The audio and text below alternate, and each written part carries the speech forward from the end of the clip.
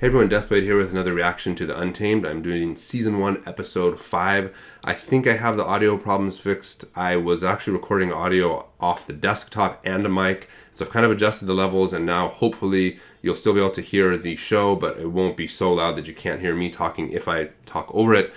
And also I'll try to make sure that my mic volume is set so you can hear me clearly and the audio isn't too low for my talking. For those of you who are new to the channel, my name is Jeremy, also known as Deathblade.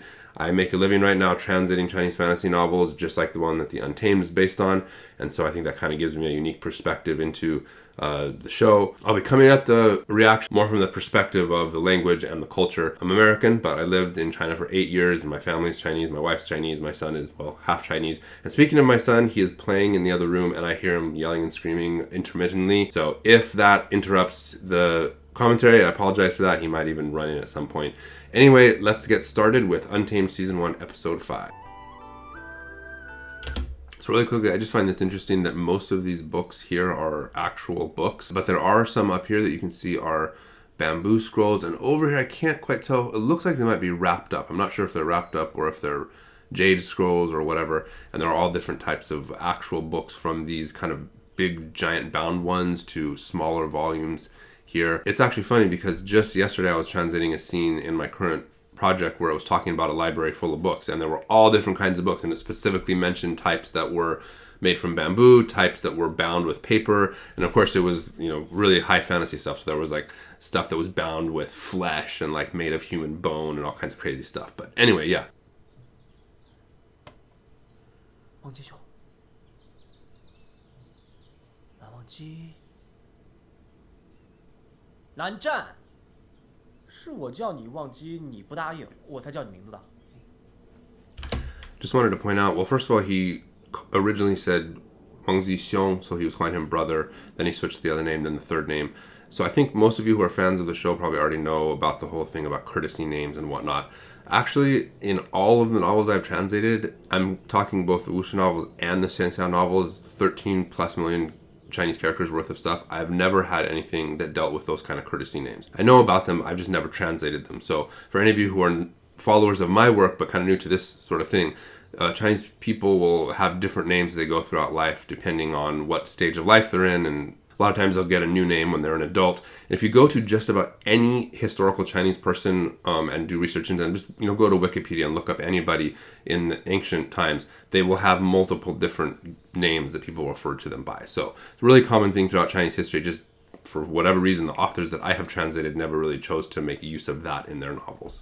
但是我发誓，你们家的那个家规啊，我真的没看过，否则我肯定不会当着你的面把那坛天子笑给喝掉的。我会揣怀里带回房去偷偷喝。Actually, I want to go check something really quick. 假的，但是我发誓，你们家的那个家规啊，我真的没看过，否则我肯定不会当着你的面把那坛天子。 So okay, it's called Tianzi. So the emperor's smile is actually Tianzi Xiao. So Tianzi is often translated as the son of heaven, because one of the traditional titles of the emperor of China would be the son of heaven. So I guess it makes sense to call it emperor's smile. 笑给，哎，南二公子，你有没有在听啊？ Just want to point out that it continuously is translating Gongzi as young master. I think somebody asked about this in one of the comments of the previous video. I personally wouldn't translate Gongzi as young master. The reason being that young master, Xiaoye, is actually paired with the actual version of master. And so usually in a household, the young master will be kind of a contrast to the actual master of the household, as opposed to Gongzi is not in contrast with the master of the household. So anyway, I generally wouldn't translate it as young master, but it functionally is basically kind of the same thing. 姐姐， He didn't call her by her name, he called her sister. They really are playing it loose with the titles. 姐姐，你又去哪？找什么东西啊？ Okay, I'm actually recording a video, did you know? Okay, so I'll just wait until you're done. 5 minutes later. Okay, sorry about that. 要记住，滚滚滚，滚就是了，我最会滚了，不用送我了。哎。So he just said, there's no need to walk me out. A pretty good translation, I guess, but there's a cultural implication behind that. I've been meaning to do a video on this, actually, so I'll just touch on it really quickly. Basically, in Chinese culture, it's polite to escort people out, wherever it is from. If they come to visit you at your house or at your work or something, you will walk them out. And the degree to which you walk them out will show how much respect or face you're giving them. So really important guests, like in real life, you might actually walk them out the door and to their car, or you might walk them to the bus station, or you might drive them to the train station, or whatever it is. For somebody that's below you in social status, you might just say, see yourself out, and that would be fine. In a situation like this, obviously they're kind of having a disagreement, and so he's just saying, I'll see myself out. 他居然叫你滚！文雄，你可真是太嚣张了！我是第一次听见蓝忘机。 So do you remember, I think a video tour ago, I mentioned how the teacher or whatever said get out, and I said he used a stronger word than that. Literally exactly the same word. Here they're translating it as piss off instead of get out, which is a little bit more accurate in terms of how sort of strong it is to use on someone. 有乡民来报，说是采邑镇近日水隧频频作乱，屡有乡民被害。乡民请愿，希望兰市能出面清理此害。水隧。 水隧. So I actually had to just look this up, this character Sui. It's translating it as water ghost, and and despite all that I've translated, I've actually never seen this in any of the stuff that I've translated. So it's just another character or word that means spirit or ghost. It's not the common one for ghost or spirit, but translating it as water ghost seems fine. My dictionary says it's an evil spirit, a ghost, something that haunts, an evil apparition, something along those lines. 邹无君，听说近来碧林湖周遭有水隧作乱。 而这几日我们也不需要听弦，所以想跟着泽无君一起历练历练。对啊，让我们一起去吧。不合规矩。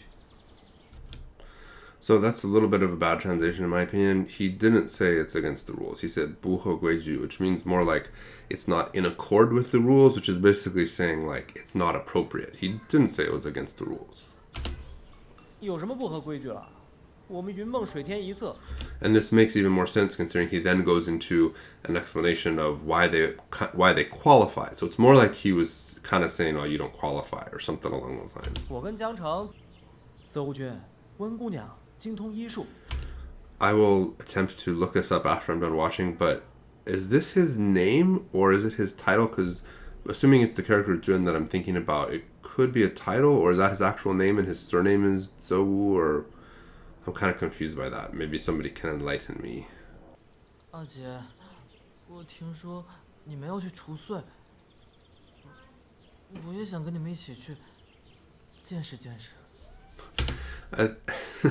He doesn't say he wants to go see them. He says he wants to go 见识见识, which implies like seeing and gaining knowledge and learning something.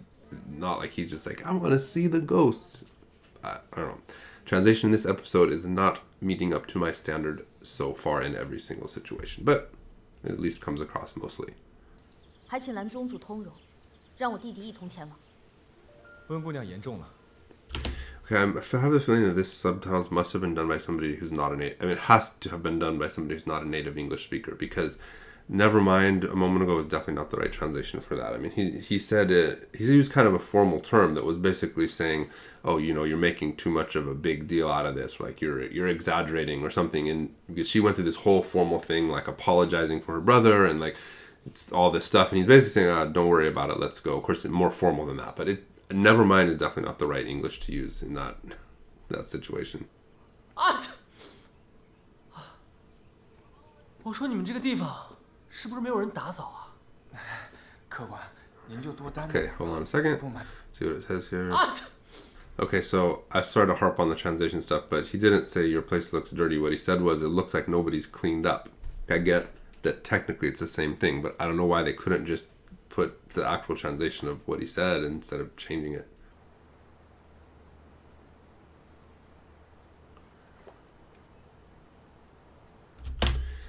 One thing I've learned from horror movies and TV shows is that if there is a monster in the lake eating everybody, probably not a good idea to go out fishing at night.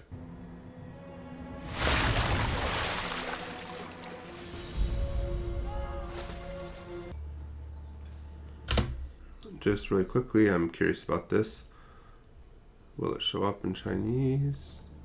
Yes. Okay. So first of all, just really quickly, as you can see, since you can see the Chinese here on the screen, they're the same characters here, but this is the ancient font. So if any of you are not familiar with, there's different kinds of, I shouldn't say font, it's a different type of script.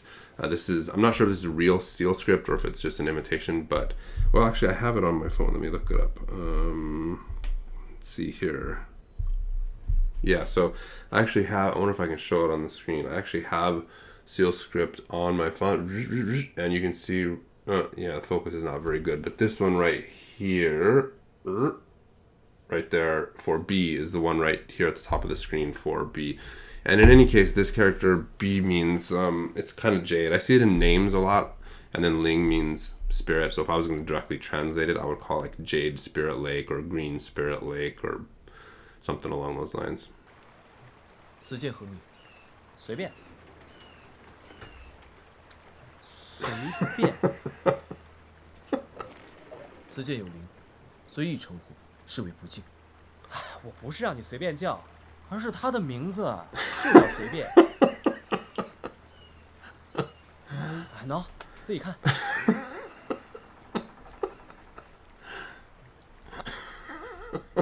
Okay, I don't know what he's going to explain after this, but this so totally doesn't come across in the subtitles. But basically, 随便 means like, whatever. But the sword's name is actually that. It kind of sounds like he just said, what is the name of your sword? And he was like, call it whatever you want.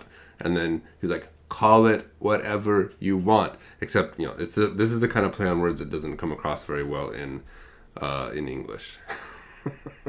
I wonder what he's going to say after this. 肯定想问为什么叫这个名字，是不是有什么特殊含义？其实吧，也没有什么特殊含义，就是江叔叔在赐剑给我的时候问我想叫什么，我想了20多个，但是没有一个满意的，就随便答了个随便。现在想想，随便2字也不赖吧。Oh my gosh, so awesome. 我觉得还好吧。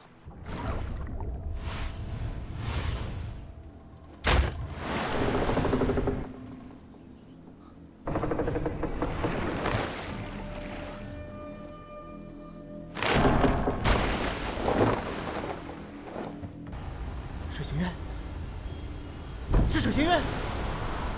What? 到一起了。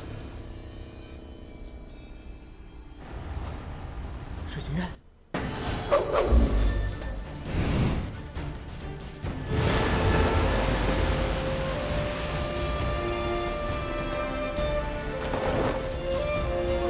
I just want to point out really quickly, coming over here. Okay, so what he said was 水星yuan, which yuan means the abyss, and 水星means like, I don't know why they call it the aqua demon. Is there going to be some kind of like actual creature that comes out? Or it sounds more like what he was really saying was that these water ghosts or whatever can make this sort of like water abyss or something. I don't know. 卖梳子嘞！ A little bit. I'm still recording though. Can you close the door, please? Why you say There you go. hi? You can say hi right here. Hi. Hi. Because they are pretend people. No, I'm doing a recording. People will look at the video later. Then you'll see the people on the screen. This is only a couple more minutes. 上好的莲蓬，好吃的莲蓬喽！来看一看啦。忘记，你在想什么？啊，接着。你想吃枇杷，我买1筐回去。 What the hell? Why is it calling them Loquats? 你想吃枇杷？ Peepa. Huh. Well, today I learned something. So the funny thing is, my parents actually have a loquat tree in their backyard, and I've grown up eating loquats. I never knew that this is what it was called in Chinese. So I learned something today. My wife's probably going to kill me for that because she's probably said the word a million times in Chinese and I just never paid attention. Hopefully she doesn't watch the video this far.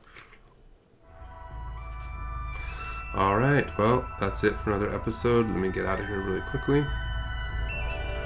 Okay, so another episode. I like this one a lot. I really like these kind of sort of mystery sort of kind of horror investigation things. Based on my understanding, a lot of the show is like this. I guess we'll wait and see.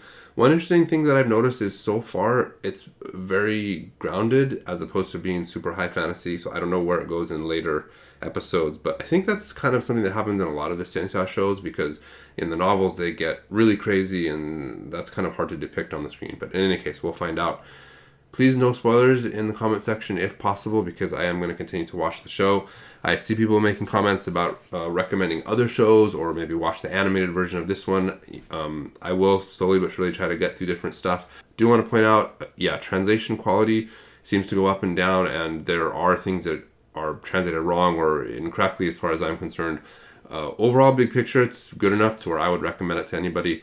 But I do get nitpicky about the different things that you've kind of seen as I've done my reactions. Overall, I really do like it, and I will look forward to the next episode.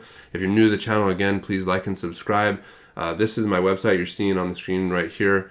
If you aren't familiar with my work, you can go there and check it out. I have an original novel, lots of translations. I have a role-playing game coming out in a couple months that's a Wuxia-themed role-playing game from a major publisher. Lots of stuff. That's it for this time. I'll see you next time. Gautzlot.